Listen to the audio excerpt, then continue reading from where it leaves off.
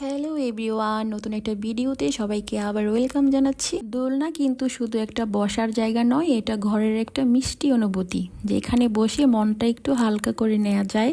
একদম নতুন ভাবে পুরনো দোলনাটাকে একটু ডেকোরেশন করেছিলাম, সেটা আপনারা যদি দেখতে চান ফুল ভিডিওটা কন্টিনিউ করবেন।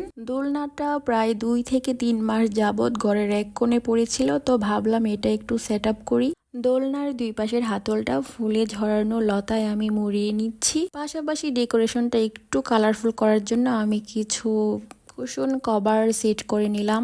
আমার বেবি এই দোলনাটায় চড়তে ভীষণ পছন্দ করে, দ্যাটস ওয়াই ওর জন্যই আমি মূলত এটা সেট আপ করেছি। আর ভাবলাম যে ছোট্ট একটা মিনি ব্লগ করে আপনাদের সাথে শেয়ার করে ফেলি। হালকা বাতাসে দোলনা দুলছে, যেন মনে হচ্ছে ঘরের ভেতরেই একটা শান্তির বাগান।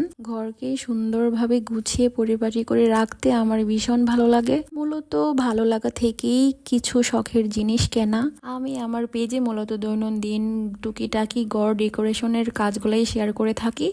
এমন সুন্দর ভিডিও পেতে আমার ইউটিউব চ্যানেল এবং ফেসবুক পেজের পাশে থাকবেন। ঘরের দোলনা মানেই শান্ত বিকেল, নরম আলো আর একটু নিজের মায়া। তো এই তো আজকের মতো ভিডিও ডান।